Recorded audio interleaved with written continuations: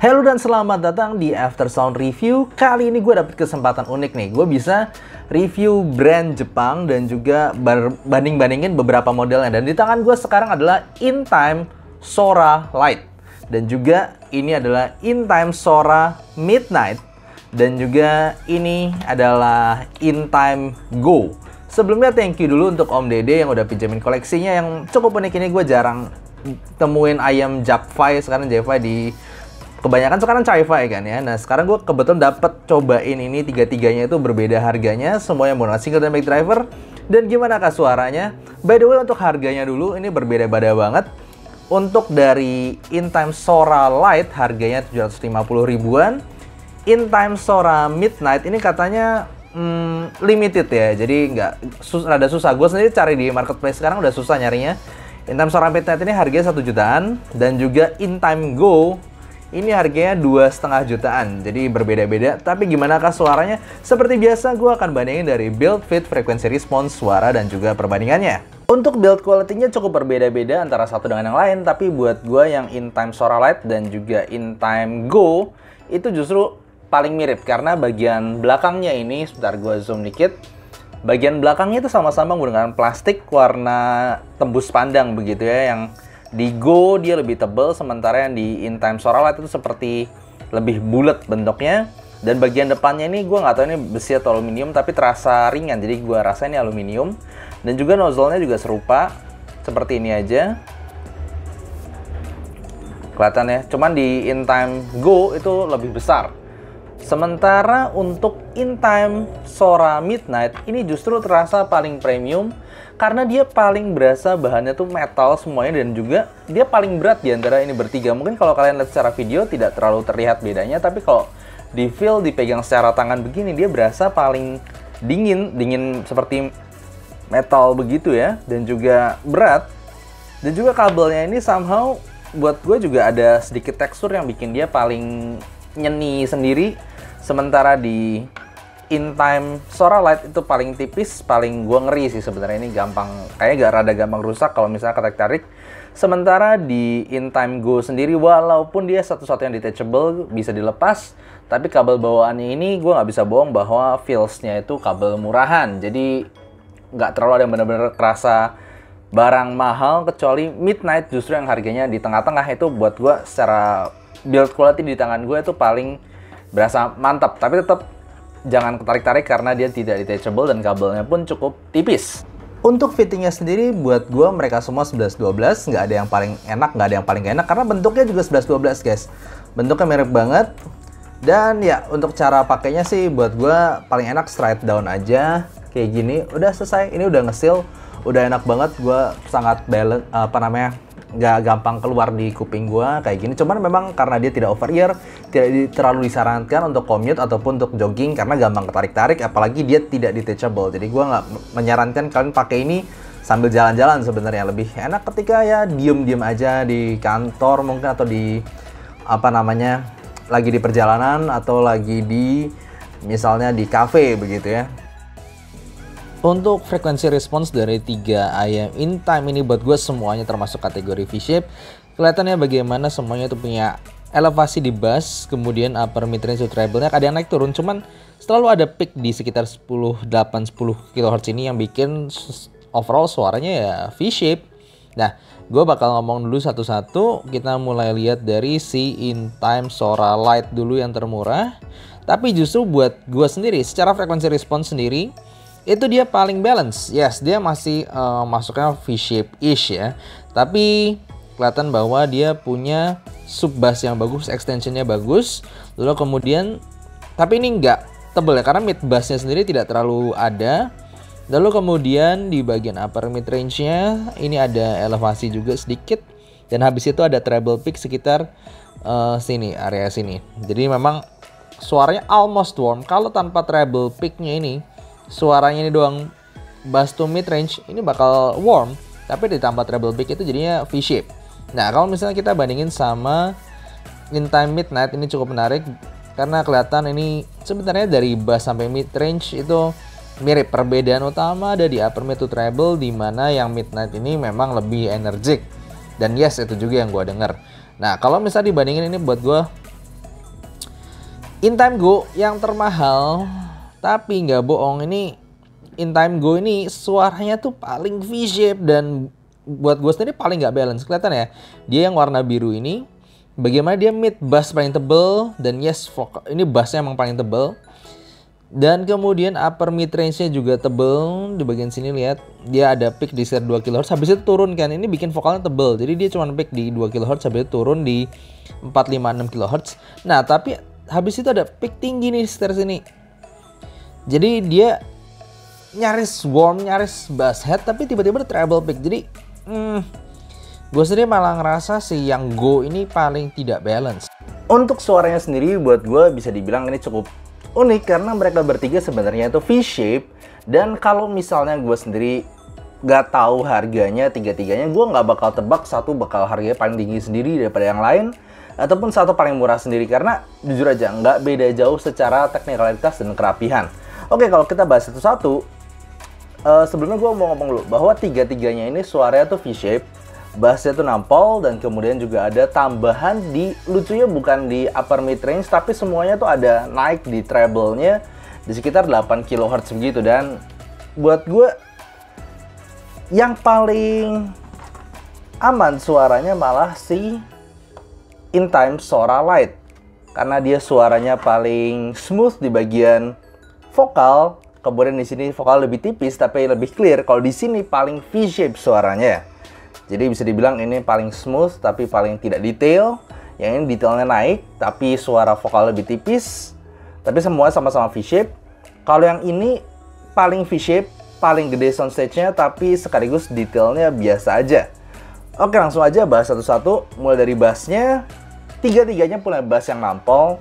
Kalau bisa dibilang si Midnight sama Sora Lite ini sebenarnya tidak terlalu beda jauh untuk soal bassnya. Dua-duanya gebuk sampai dalam. Tapi memang buat gue kadang nggak terlalu tebel aja. Cuma gue tetap bisa kasih banyak lagu itu fun. Mau lagu yang rada rock, mau lagu yang rada pop, itu masih bisa kasih fun. Tapi kalau lu mau suara yang tebel, buat gue ini bisa lumayan bass head-ish gitu. Itu ke In Time Go. Dia bener-bener paling punya bass yang tebel beda sendiri, tapi sekaligus paling lambat jadinya. Jadi memang ada kayak pertukaran gitu ya. Dia, lu mau dapat bass lebih kenceng, tapi sekaligus bass yang paling lambat gitu. Kalau misal buat lagu rock, buat gue kurang cocok. Kalau bisa kita ngomong soal mid range, buat gue paling suka justru In Time Sora Lite, karena dia paling smooth, paling balance somehow. Vokal cowok tuh paling berisi, paling ada power.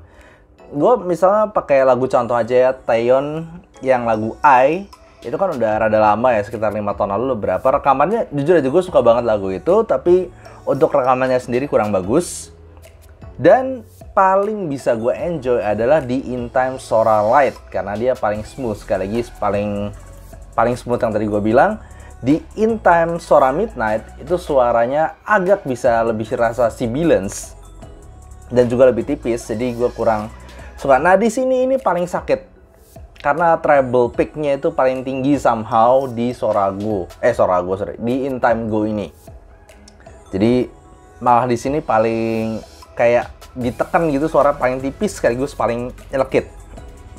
Kalau kita ngomong treble, tiga-tiganya itu punya push di treble atas, tapi treble bawahnya paling balance somehow di In Time Sora Midnight. Karena gini loh, jadi kalau misalkan play lagu saxophone, play lagu yang ada treble-nya gitu, untuk bagian instrumen lah, sebutlah tadi gue bilang saxophone, lalu biola, lalu trompet yang tet sampai nada tinggi banget gitu, itu kalian pasti ngerasa paling di push, paling maju secara posisi itu adalah di In Time Sora Midnight ini. Dan juga paling clean somehow, paling clear untuk treble-nya bagian situ. Tapi ya tadi gue bilang lebih sedikit tajam suara daripada si In Time Sora Lite. Tapi somehow kalau kalian denger yang suara cymbal crash ataupun yang tinggi-tinggi, lebih tinggi lagi, tapi bukan instrumen yang violin gitu, yang pokoknya sibilance, suara sibilance ataupun suara cymbal crash yang paling terdengar nya itu justru di In Time Go memang. Jadi suatu buat gue In Time Go ini walaupun paling mahal, tonalnya itu paling nggak balance buat gue. Dia paling V-shape, bassnya paling gebuk, ya vokalnya sebenarnya lumayan, tapi atasnya itu loh, treble-nya itu cukup bermasalah karena treble atasnya tuh di-push lumayan, jadi bikin sibilance dan juga bikin rada tajam untuk beberapa instrumen yang metal. Kalau misalnya kita ngomong si In-Time Sora Lite ini, suaranya paling aman ya, jujur paling tidak exciting gitu mungkin ya. Tapi ini paling aman, maksudnya gue mau denger lagu apa aja, kuping gue nggak sakit gitu. Gue kasih lagu pop, gue kasih lagu rock, itu masih oke. Cuma memang rada V-shape dan sedikit ke arah lebih tipis sedikit gitu, tidak terlalu tebal aja. Tapi aman suaranya begitu, gue nggak ngerasa nemu-nemu yang pick yang aneh-aneh. Di In-Time Sora Midnight ini mulai lebih, apa ya, lebih kayak terpusat gitu. Lagunya tuh bukan jadi all-rounder lagi, kalau di In-Time Sora Lite ini all-rounder. Di sini tuh lebih ke clear, lebih di push, itu bagian vokalnya dan juga upper mid range-nya. Jadi suara-suara tuh lebih kerasa rada tipis sekaligus lebih clear ya somehow. Jadi buat gue kalau dari tiga-tiganya ini kalian denger paling clear justru suara Midnight. Paling aman suaranya justru yang Sora Lite. Yang ini paling exciting, maksudnya bassnya paling gebuk, treble paling atas, paling gebuknya treble atasnya paling di push. Tapi suaranya paling nggak balance somehow. Jadi ya jujur aja gue malah kurang suka yang paling mahal si In-Time Go ini. Kalau kita ngomong teknikalitas juga, jujur aja secara separasi mereka bedanya nggak terlalu jauh, tapi kalau misal dibilang paling bagus tetap In-Time Sora Midnight. Separasi dan juga detail terutama di bagian treble itu malah ada di In-Time Sora Midnight. Di bawahnya Sora Midnight itu adalah In-Time Go. Di bawah In-Time Go adalah In-Time Sora Lite. Sora Lite, yes, gue tahu secara detail dia paling nggak gimana-gimana, walaupun secara tonal gue paling suka. Kalau ngomong soundstage, dua ini nggak terlalu beda jauh. Cuman lebih luas sedikit atasnya gitu, ada dimensi atas sedikit di In-Time Sora Midnight. Tapi kalau paling 3D, paling gebuk, paling wow gitu, misal denger orkestra, itu ada di In-Time Go memang. Cuman tadi gue bilang lagi, bassnya kadang bisa terlalu bleber. Jadi buat gue cukup unik bagaimana justru yang paling balance secara tonal itu buat gue justru si In-Time Sora Lite. Kalau secara teknikal, detail separasi DKK, gue paling suka justru si In-Time Sora Midnight. Kalau di sini cuma soundstage-nya doang, paling ngerasa 3D gitu. Padahal secara detail apa nggak gimana-gimana. Nah, sekarang gimana perbandingannya dengan beberapa ayam? Kalau di harga 700 ribuan, 900 ribuan, under 1 jutaan kan, bisa dibilang dibandingin sama Stardust. Nah, buat gue level detailnya itu ya se-Stardust. Setinggi-tingginya si Sora Midnight ini levelnya tuh setinggi Stardust secara detail. Jadi nggak nyampe level 2 juta juga, nggak nyampe level yang tinggi-tinggi banget. Dia levelnya memang 1 jutaan and under secara detail. Jadi yes, buat gue In-Time Sora, sayangnya In-Time Go ini level detailnya tidak terlalu tinggi, dia levelnya sejutaan aja. Kalau bisa dibanding Stardust, buat gue Stardust itu upper mid-nya, dia vokalnya masih paling dimajuin sekaligus paling tipis. Si Sora Lite ini lebih smooth, lebih nyantai, tapi treble atasnya, sekali lagi uniknya tuh treble atasnya ada sedikit airiness yang dikasih dari In-Time Sora Lite, walaupun vokalnya tidak, walaupun vokal ataupun instrumennya tidak disepush di ini ya, di Stardust. Nah, yang unik adalah Stardust lawan Midnight. Ini berasa upper mid dan vokalnya itu sama-sama di push. Tapi kadang buat gue pribadi, ada di lagu-lagu yang kerasa lebih agresif di Stardust, kerasa lebih agresif di Midnight kadang-kadang. Jadi tergantung tipe lagunya. Buat gue up sekali lagi, vokal misalnya vokalnya yang teriak itu masih berasa lebih di push, lebih rada, bisa dibilang rada agresif itu di Stardust ini. Walaupun gue cukup enjoy sih sebenarnya. Kalau di lagu-lagu yang ada instrumen ya, saxophone ataupun violin, buat gue lebih di push di In-Time Sora Midnight. Kalau ini paling di push memang di lebih ke cymbal crash ataupun yang cekeces gitu ya. Nah, kalau dibanding lagi yang lain, misalnya kayak salah satu ayam favorit gue di harga 1 jutaan sekarang, yaitu si Wizard HE01. Jujur aja seperti yang gue bilang di review sebelumnya, Wizard HE01 itu tidak secara detail, dia mungkin lebih setara ke In-Time Sora Lite. Tapi gue suka banget, kenapa? Karena satu, fittingnya itu enak banget, dan dua, itu suaranya organik banget di harganya. Buat gue ini nggak ada salahnya, nggak ada tiba-tiba di push treble-nya sakit, upper mid-nya sakit, vokalnya nyakitin gitu, nggak pernah. Dia suaranya aman banget, bassnya gebuk, lalu kemudian vokalnya smooth dan cukup maju, habis itu treble-nya juga di smoothing gitu. Jadi ini benar-benar buat gue paling versatile, suaranya paling organik, paling natural buat kuping gue. tapi sekaligus dia tidak terlalu detail, ya se-in time Sora Lite aja lah. Kalau misalnya kalah sama Midnight atau sama Go, buat gue ini berdua masih lebih detail, tapi suaranya tidak seorganik, tidak se-smooth, tidak se-natural di Wizard HN01. Nah, kalau misalnya gue bandingin sama level 2 jutaan lain seperti Moondrop KXSS, by the way perhatiin ya, dari tadi gue bandingin sama yang satu dynamic driver juga biar lebih adil gitu. Nah, buat gue itu cukup jelas bahwa KXSS walaupun bedanya cuma sekitar 400-500 ribu dibanding In Time Go, tapi ini gue denger 4 ini ya, itu berasa loncatnya tuh paling jelas ke KXSS. Dia paling rapih, dia paling gede soundstage-nya, dan juga dia paling natural. Sekali lagi buat gue, untuk harga 2 jutaan itu jangan, gue nggak terlalu suka yang di-push aneh-aneh sebenarnya. Kelihatan di frekuensi response bahwa In Time Go ini somehow treble push-nya itu rada aneh, jadi bikin dia memang gampang lebih balance.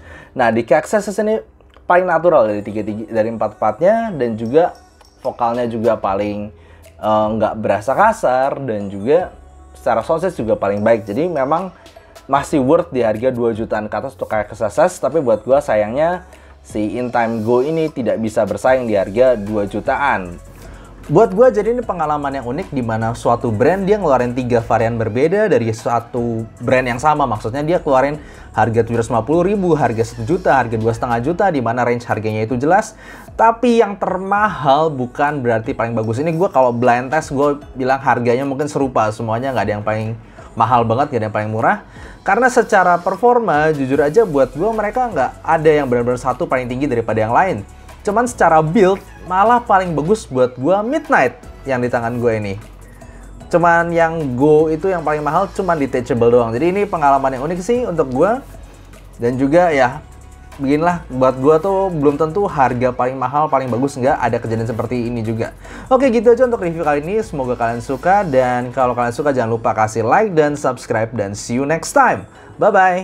Misalnya kalian mau tahu seputar kehidupan gue di dunia audio, pengen info-info nyantai, kalian bisa follow Instagram gue, ada di description. Ataupun kalau misalnya kalian pengen ilmu tentang audio, gue berbagi di playlist Soundblock berikut, dan coba cek aja karena gue banyak berbagi pengalaman gue di situ.